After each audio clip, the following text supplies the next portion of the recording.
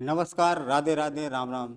आइए इतिहास के सेशन को आगे बढ़ाते हुए आज आप लोगों से चर्चा की जाएगी हुमायूं का शासनकाल। मैंने पिछली क्लास में आप लोगों को बताया मुगल वंश के संस्थापक बाबर के बारे में। बाबर ने भारत पर कैसे आक्रमण किया उसके बारे में मैंने आप लोगों से चर्चा की, और भारत में वो किस तरीके से आया और कौन कौन से आक्रमण किए, उसकी जीत किस प्रकार से हुई और उसने कौन कौन सी उपाधियां भारत में आकर के धारण की, इस पर बात की। जैसे मैंने बात की थी कि खानवा के युद्ध में ही उसने गाजी की उपाधि धारण की थी। और उसने किसकी उपाधि धारण की थी तो बेटा, और उसने दी थी, एक नारा दिया था जिहाद का नारा भी इसी युद्ध के पश्चात दी थी। अगर हम पानीपत की प्रथम लड़ाई के बारे में बताएंगे तो उसमें उसने एक उपाधि धारण की थी जिसका नाम था कलंदर की उपाधि धारण की थी। और ये 1526 से लेकर के 1530 तक इसकी बराबर लड़ाइयाँ रहीं, और 1530 में इसकी क्या हो जाती है, मृत्यु हो जाती है। और इसे नूरे अफगान में दफनाया जाता है जो आगरा में पड़ता है। और बाद में जब इसे 2 दिन बाद वसीयत को खोल के पढ़ा जाता है तो उसमें साफ साफ लिखा होता है कि मेरे दफनाने का काम कहाँ किया जाए, मेरे अंतिम शव को कहाँ दफनाया जाए, तो काबुल में दफनाए जाने की इच्छा उसने उस वसीयत में जाहिर की। तो उसको देखते हुए फिर वहाँ पर उसकी अस्थियों को कहाँ दफनाया जाता है, काबुल में। और काबुल में ही बेटा क्या होता है कि बाबर का मकबरा काबुल में ही बनाया जाता है, काबुल। तो आज उसके पुत्र हुमायूं की बात करेंगे। तो बाबर के 4 लड़के थे और एक लड़की है। तो गुलबदन बेगम उसकी लड़की का नाम था। और इसके 4 जो लड़के थे कौन कौन से थे, एक का नाम था हुमायूं, एक का नाम था कामरान, एक का नाम था अस्करी और एक का नाम था हिंदाल। ये 4 लड़के इसके थे। आज हम सिर्फ एक की बात करेंगे, वो होगा हुमायूं का शासनकाल। हुमायूं का शासनकाल कब से कब तक रहा, इसमें इसने कौन कौन से बदलाव किए, कौन कौन से युद्ध लड़े, इस पर हम बात करेंगे। तो आइए जानते हैं हुमायूं के बारे में। तो देखिएगा,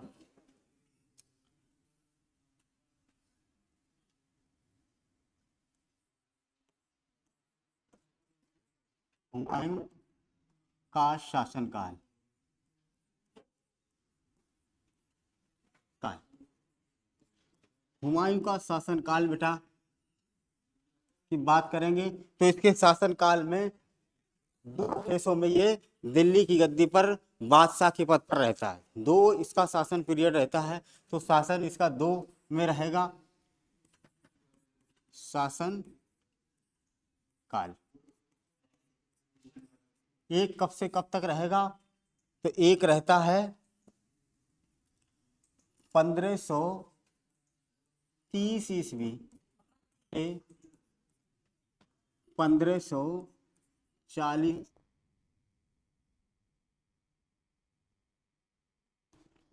उसके बाद में दूसरा उसका शासन पीरियड रहेगा 1555 ईस्वी से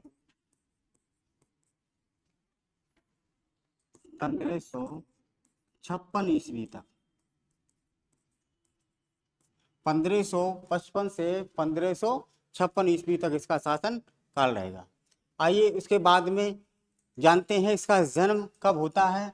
तो बेटा जन्म की बात करेंगे तो 1508 ईस्वी में, 1508 ईस्वी में हुमायूं का जन्म होता है। और साथ साथ में इसका जो राज्याभिषेक होगा वो कब होता है तो 1530 ईस्वी में इसका राज्याभिषेक किया जाता है।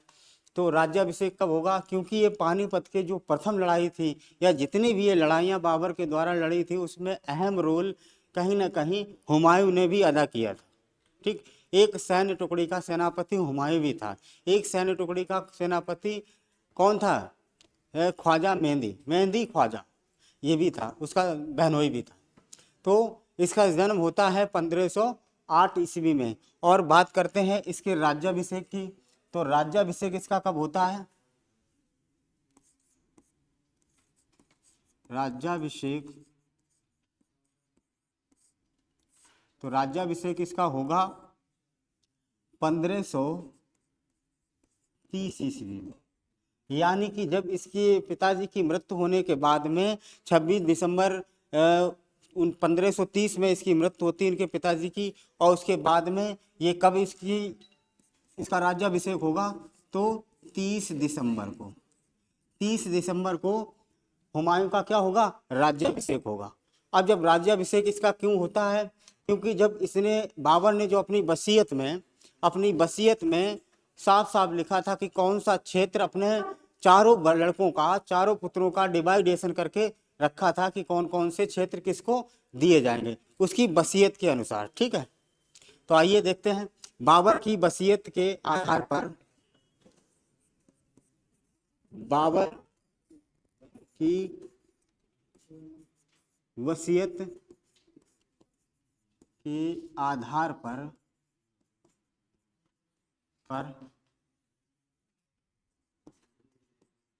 क्षेत्रों का बंटवारा इस प्रकार हुमायूं ने किया। ठीक, चाहता तो वो सारा क्षेत्र जो है वो खुद ही ले लेता, मगर नहीं, उसने ईमानदारी दिखाई और अपने चारों भाइयों के, जो उसके पिताजी ने कहा था कि कौन सा क्षेत्र हम किसे देंगे, तो वही क्षेत्र उनको सौंप दिया। कहा इसके आप शासक हो, इसके आप मालिक हो, इसके आप बादशाह।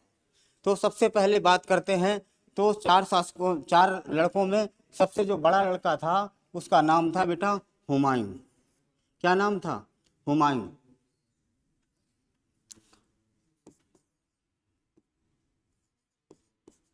हुमायूं। तो हुमायूं कहाँ का शासक बना दिया गया, तो हुमायूं बना दिया गया बेटा दिल्ली का। कहाँ का बनाया गया, दिल्ली का। दिल्ली वाले क्षेत्र का शासक किसे बना दिया गया, हुमायूं को बना दिया गया। हुमायूं को दिल्ली का शासक बना दिया गया और कामरान को काबुल और पाकिस्तान दे दिया गया। तो दूसरा कौन सा है, कामरान। कामरान कहाँ का शासक बना दिया जाता है, काबुल और प्लस पाकिस्तान पाकिस्तान वाला क्षेत्र इसे दे दिया जाता। कामरान के बाद में अस्करी को कौन सा क्षेत्र दिया जाता, तो अस्करी को बेटा दिया जाता है संभल वाला क्षेत्र। संभल उत्तर प्रदेश में पड़ता है, तो अस्करी को संभल वाला क्षेत्र दिया जाता है।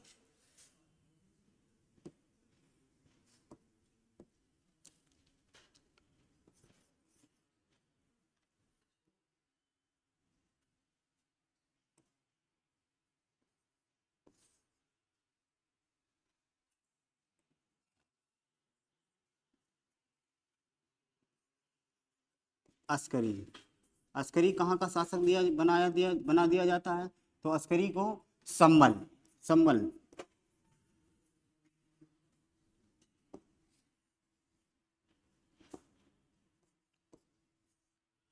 कहाँ पड़ता है, तो बेटा उत्तर प्रदेश।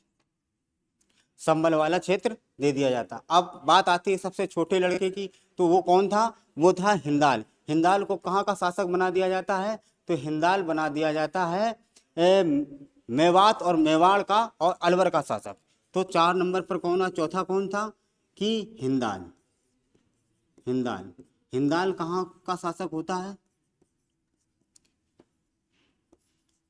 मेवात, मेवाड़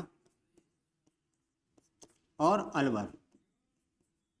और ये सभी क्षेत्र कहाँ पड़ते हैं बेटा, तो राजस्थान में। इतनी बात समझ में आई। एक बार फिर से समझ लीजिए कि 1530 से लेकर के 1540 ईस्वी तक क्या किया जाता है, ये पहले फेज में शासक बनेगा। उसके बाद 1555 से लेकर के 1556 ईस्वी तक ये दोबारा दूसरे फेज में शासक बनेगा।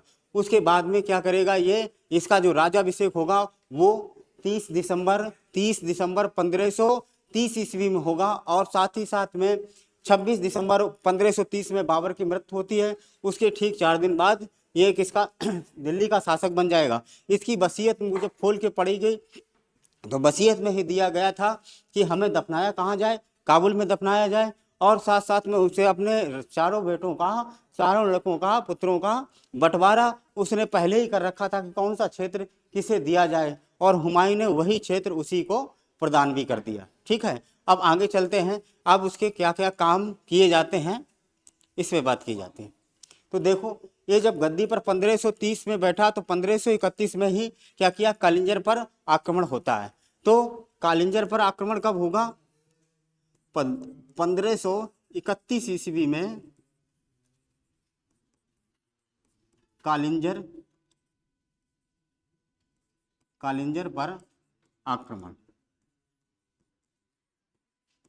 अब इसने 1531 में कालिंजर पर आक्रमण कर दिया, ठीक, 1531 में आक्रमण कर दिया कालिंजर पर। उसके बाद में 1532 में इसने दोहरिया का युद्ध लड़ा था, और दोहरिया का यानी कि 1532 ईस्वी में दोहरिया, जिसे देवरा का युद्ध भी कहा जाता है, दोहरिया का युद्ध, दोहरिया का युद्ध किया गया। ये किसके किसके बीच होता है, तो हुमायूं और अफगानों के बीच में, अफगानों के बीच में, ठीक, हुमायूं और अफगान के बीच में। हुमायूं था एक तरफ, और वही लोदी वंश से संबंधित था वर्सेस अफगान, अफगानों, कई लोग मिलकर के अफगानों में एक का नाम आएगा, तो इसका जो नेतृत्व करता था, जिसने नेतृत्व किया था, नेतृत्व किया था, उसका नाम बेटा था महमूद लोदी। महमूद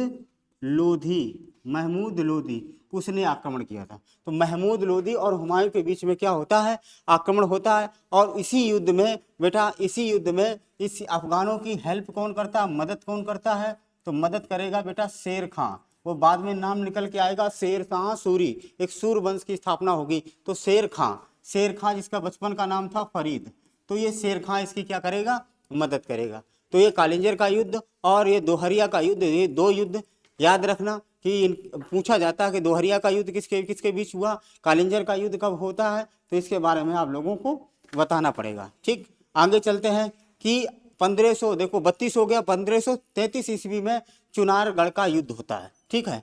तो 1533 ईस्वी में चुनारगढ़ का युद्ध। तो चुनारगढ़ का युद्ध, ये चुनारगढ़ कहाँ पड़ता है, बिहार में पड़ता है। तो चुनारगढ़ का युद्ध होगा, तो ये कहाँ पड़ता है, याद रखना, चुनारगढ़ कहाँ पड़ता है, तो ये बेटा बिहार में पड़ता है, ठीक, बिहार में चुनारगढ़ पड़ता है। तो ये चुनारगढ़ का युद्ध किसके किसके बीच होगा, तो एक तरफ होगा हुमायूं और दूसरी तरफ कौन होगा, शेर शाह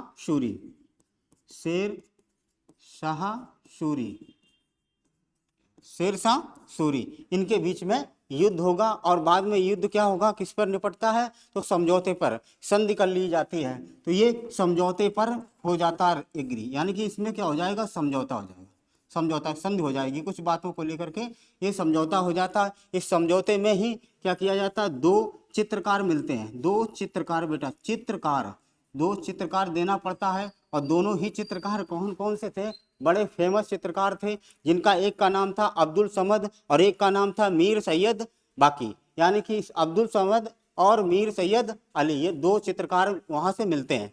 तो एक का नाम था अब्दुल समद और दूसरे का नाम क्या था, मीर सैयद अली। ये दो बड़े ही फेमस चित्रकार थे। तो दो चित्रकारों को भी देना पड़ा था शेर शाह सूरी को। तो ये समझौता हुआ और दो चित्रकार हुमायूं को प्राप्त हो जाते हैं, ठीक। उसके बाद में इसने एक नगर की स्थापना की थी, दीन पन्हा नगर की स्थापना दिल्ली में है। एक नगर नोट करके लिख लेना, पूछा जाता है। यहीं से सीढ़ियों पर गिर कर पुस्तकालय बनाया था, लाइब्रेरी बनाई थी, इसी पुस्तकालय से गिर करके, सीढ़ियों से गिर करके इसकी मृत्यु हो जाती है। तो दीन पन्हा नगर की स्थापना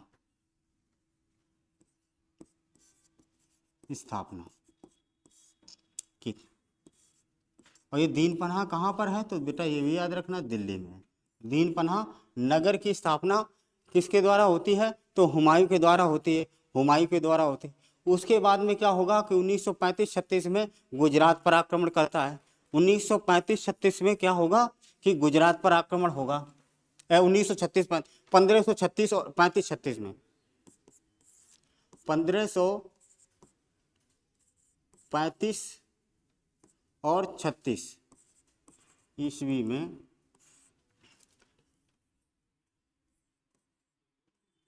गुजरात पर आक्रमण, गुजरात पर आक्रमण होगा। और ये किसके किसके बीच होगा? तो क्या नाम है, हुमायूं और बहादुर शाह, हुमायूं और बहादुर शाह के बीच में होगा।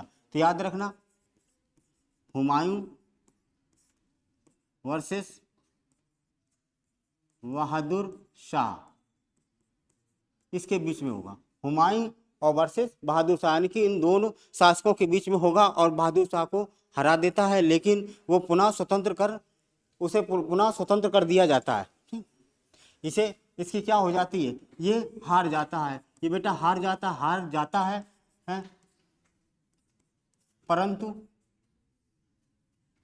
परंतु ये पुनः स्वतंत्र कर दिया जाता है, परंतु पुनः स्वतंत्र कर दिया जाता है।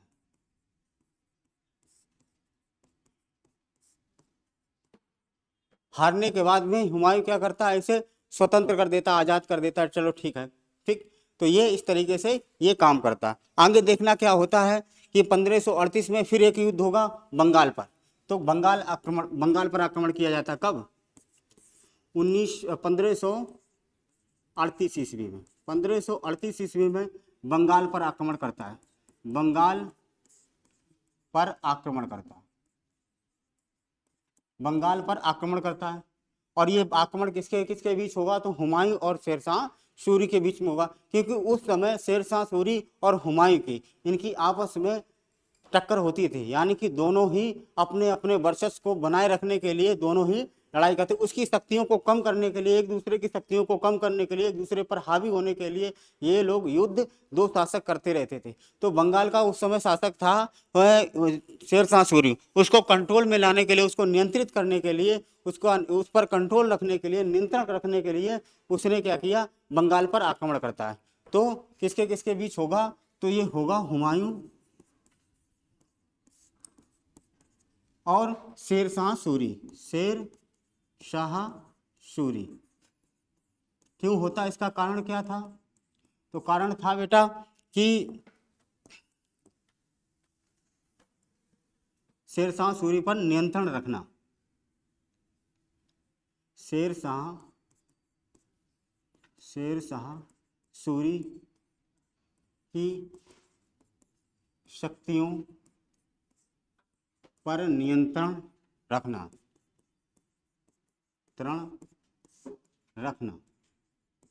इसका काम। इस वजह से ये बंगाल पर आक्रमण करता है 1538 में। उसके बाद एक और आक्रमण होता है 27 जून 1539 में। ये जो होता है कि निर्णायक युद्ध होगा, ये युद्ध एक निर्णायक होता है। उसके बाद में एक और बिलग्राम का युद्ध होगा। तो 1500 कब होगा ये? तो 27 जून 1539, 27 जून 1539 को होगा, जिसका नाम था चौसा का युद्ध। क्या था नाम? चौसा का युद्ध। चौसा का युद्ध ये भी किसके किसके बीच होगा? तो इसमें भी हुमायूं और शेरशाह सूरी होगा, तो चौसा का युद्ध होता है। तो हुमायूं शेरशाह सूरी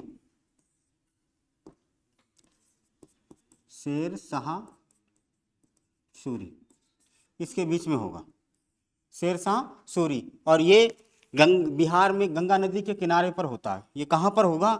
तो बिहार में गंगा नदी के तट पर। हाँ, इसमें क्या होगा कि हुमायूं अपनी जान बचा करके भाग जाता है।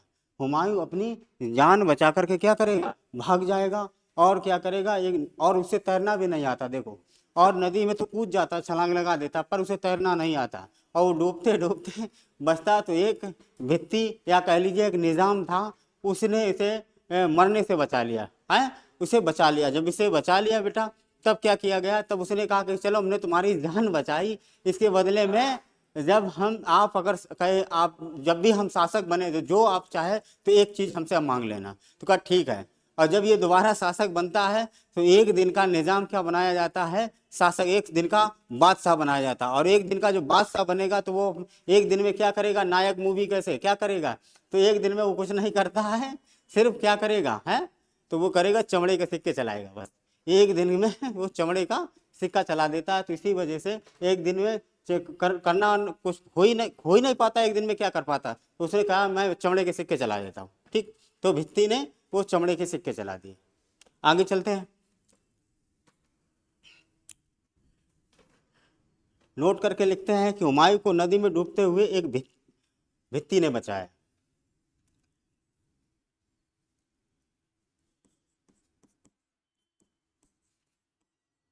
हुमायूं को नदी में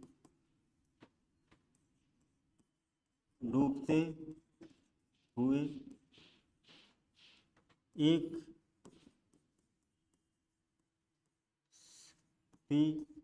यानी इसे कहा जाता था निज़ाम था, निज़ाम इसका नाम था, निज़ाम ने बचाया।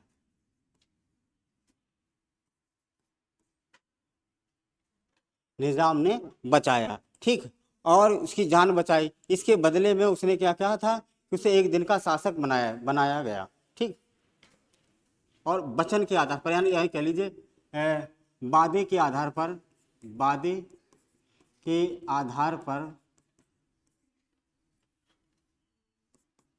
निज़ाम को एक दिन का बादशाह बनाया जाता है, ठीक। वादा किया था हुमायूं ने कि अगर हम भविष्य में कभी भी शासक बने तो हम आपको जरूर मौका एक देंगे, एक दिन का आपको बादशाह बनाएंगे। तो एक दिन का बादशाह, वादे के आधार पर एक दिन का बादशाह हुमायूं बनाता है। कौन बनाता है, एक दिन का बादशाह हुमायूं, हुमायूं बनाता है बादशाह, ठीक। हुमायूं बना देता है इसे बादशाह, किसे, निज़ाम को, ठीक। और इसने क्या किया, निज़ाम एक दिन के शासक बनने वाला एक पहला शासक था। पहला शासक था क्या, एक दिन का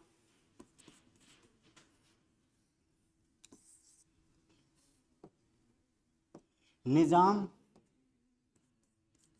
निज़ाम एक दिन का बनने वाला पहला शासक, पहला शासक, ठीक।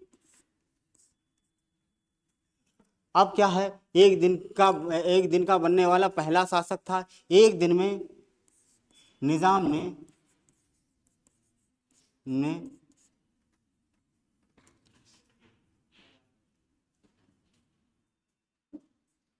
चमड़े के सिक्के चलाए, सिक्के चलाए। उसने एक दिन के शासनकाल में निजाम ने क्या किया था कि कुछ नहीं कर पाया तो उसने चमड़े के सिक्के चला दिए। तो ये चमड़े के सिक्के चला दिए, ठीक। अब बात आती है कि 17 मई 1540 ईस्वी में, 17 मई 1540 ईस्वी में फिर से एक युद्ध होता है। क्या था डेट कि 17 मई 1540 ईस्वी, इसे कहा जाता है बिलग्राम का युद्ध, बिलग्राम का युद्ध,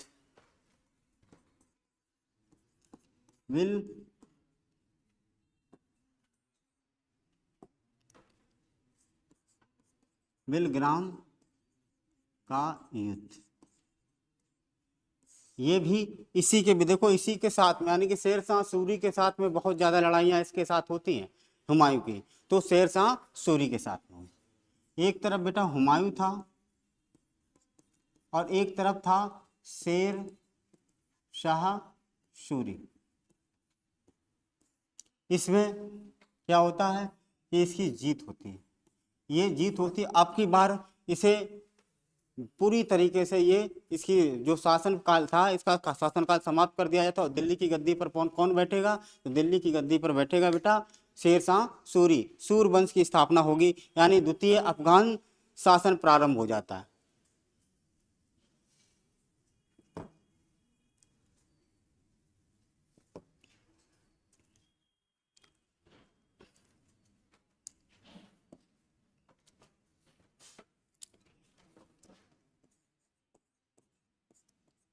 द्वितीय अफगान शासन प्रारंभ हो, द्वितीय अफगान शासन प्रारंभ। हाँ, द्वितीय अफगान शासन बिलग्राम के युद्ध के बाद में जब हुमायूं पराजित होकर के छोड़ दे भाग जाता है, फिर दर बदर कहीं यहाँ कहीं यहाँ, कभी इस भाई के यहाँ कभी उस भाई के यहाँ, कभी 20 साल के यहाँ कभी कहीं ये शरण लेता फिरता रहता है, घूमता फिरता रहता है। कभी किसी के यहाँ 4 महीने रहा, कभी किसी के यहाँ 6 महीने रहा है, कभी अमर 20 साल के यहाँ रहा। वहीं पर अकबर का जन्म होता है। तो इस तरीके से दर बदर भटकता रहा ये। अब भटकता रहा, उसके बाद में इसने क्या किया, एक युद्ध होता है पुनः हुमायूं अपने साम्राज्य को प्राप्त करने के लिए एक मच्छीवाड़ा का युद्ध होता है।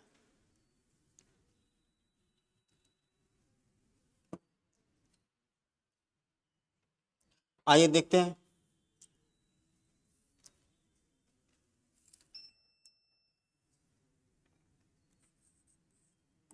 हुमायूं का पुनः साम्राज्य प्राप्ति किस तरीके से हुआ, किस तरीके से पुनः साम्राज्य की प्राप्ति होती है, इसके बारे में आपसे चर्चा करेंगे अगले वीडियो में। तब तक के लिए धन्यवाद।